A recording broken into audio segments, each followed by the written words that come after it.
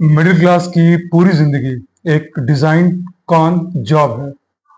कोई नहीं बताता, सिस्टम नहीं बताता, मैं बताता हूँ एचआर की नजरों से। आज आप जानते हैं, एचआर में 20 साल से ज्यादा काम करने के बाद मैंने एक पैटर्न नोटिस किया है।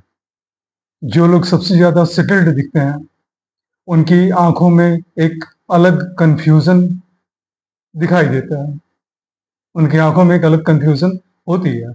सैलरी आ रही है, अप्रेजल हो रही है, घर भी है, गाड़ी भी है, लेकिन एक इनर अनरेस्ट है जो जाता नहीं। ना वो ज्यादा खुश है, ना वो ज्यादा दुखी है, बस चल रहे हैं। और ये चल रहे हैं वाली फीलिंग, यही आज आज का टॉपिक है। कौन जॉब होता क्या है, इसका मतलब जानते हैं? एक ऐसा डील जिसमें आपको लगता है आप जीतते हैं, लेकिन एक्चुअली आप हारते हैं। और मिडिल क्लास के लिए ये डील सोसाइटी ने डिजाइन की है।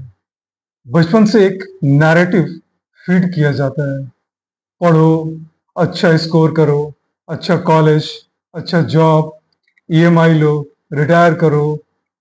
सुनता हुआ अच्छा लगता है, सेफ लगता है, सेंसिबल लगता है, लेकिन इस रोड मैप में एक फंडामेंटल चीज नहीं है। क्या नहीं है? आपका सपना नहीं है, आपकी खुशी नहीं है, सिर्फ सिस्टम का ब्लूप्रिंट है। आज मैं 3 कॉन जॉब्स के बारे में बोलूंगा जो मिडिल क्लास के साथ होती है, और जो कोई ओपनली नहीं कहता, ओपनली बात नहीं करता। पहला कॉन जॉब, मतलब मैं इसको सैलरी का ट्रैप बोलता हूं। कैसे? सैलरी की सिक्योरिटी आपको मिलती है। आप 30,000 से स्टार्ट करते हैं, 10 साल में 1 लाख हो जाता है।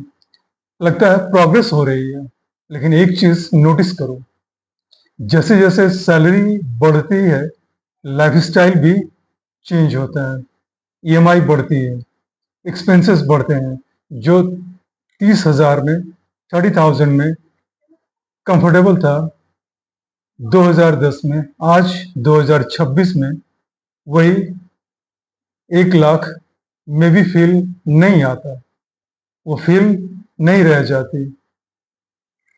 इसलिए अपने 20 साल के एचआर करियर में मैंने देखा, लोग सैलरी बढ़ाते हैं लेकिन स्ट्रेस नहीं घटता। और फिर एक दिन ले ऑफ, रिस्ट्रक्चरिंग, ऑटोमेशन, तब पता चलता है ये सैलरी असेट नहीं थी, एक रेंटल एग्रीमेंट थी। कंपनी ने रेंट टर्मिनेट कर दिया। और यही कॉन जॉब नंबर 1 है। एक एक सेकंड रुको, मैं ये निगेटिविटी फैलाने के लिए नहीं बोल रहा।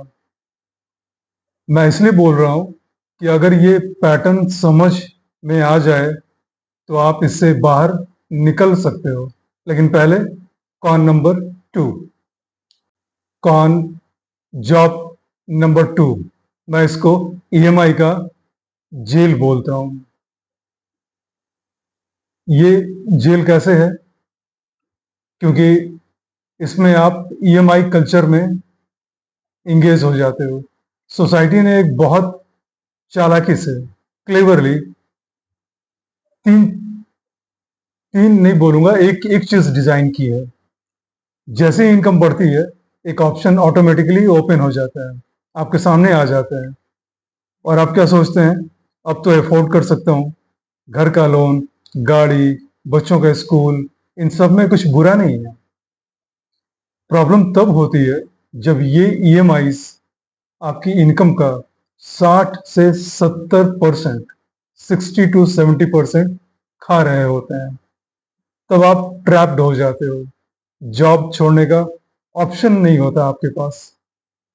ये ईएमआई है, रिस्क लेने का ऑप्शन आपको नहीं देता, क्योंकि अब ईएमआई चल रही होती है, तो आप कुछ रिस्क लेने के सिचुएशन में भी नहीं होते, ना ही आप सोच पाते हैं। मैं एचआर के पर्सपेक्टिव से बोलूंगा, मैंने एक ऐसे एम्प्लॉय को देखा था जो जेन्युइनली एक टॉक्सिक बॉस के साथ काम कर रहा था। मैं उसे बोलना चाहता था कि यार जॉब बदलो, लेकिन मैं जानता था उसका उसका रिप्लाई ये होता, सर ईएमआई चल रही है।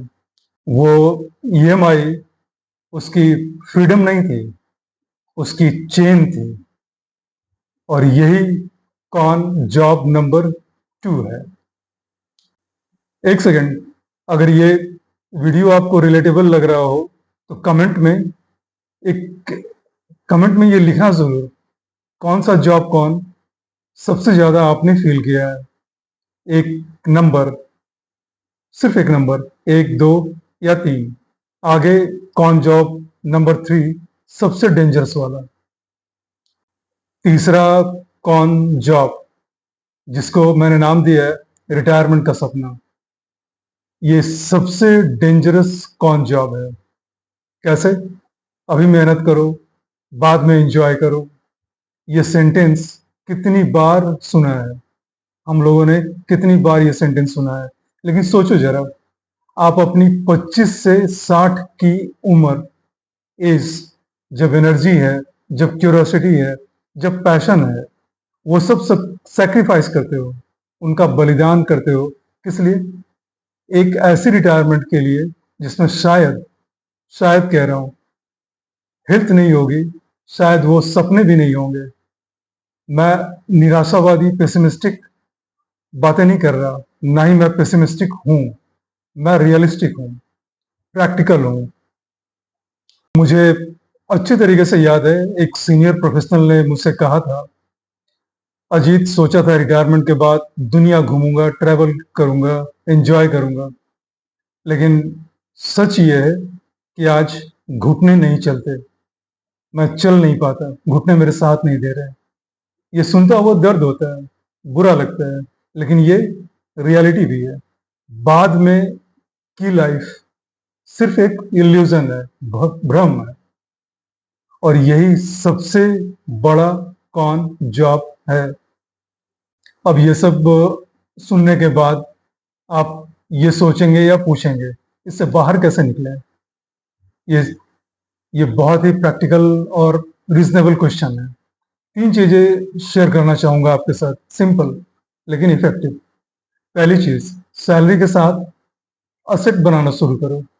असेट जैसे आप अपने स्किल को अपग्रेड कर सकते हो, नई स्किल सीख सकते हो, साइड इनकम कुछ जनरेट कर पाओ, ऐसे कोई काम कर लो। कुछ तो अपना होना चाहिए ना, जो सैलरी बंद होने के बाद भी आपके लिए काम करे।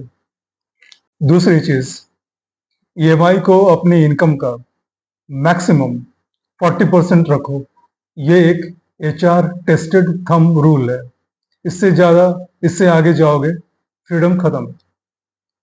तीसरी और सबसे ज्यादा इंपॉर्टेंट मेरी नजरों में, आज में इन्वेस्ट करो।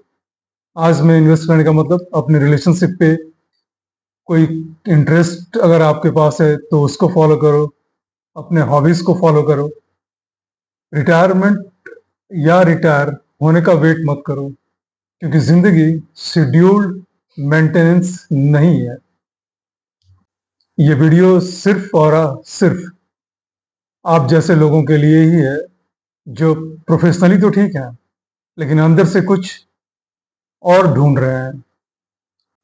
कौन जॉब समझ अगर आई हो तो कमेंट में लिखना जरूर कि कौन जॉब आपसे अच्छे से रिलेट हो पाई हो, रिलेटेबल लगी हो, और सबसे ज्यादा आपने उस चीज को महसूस किया।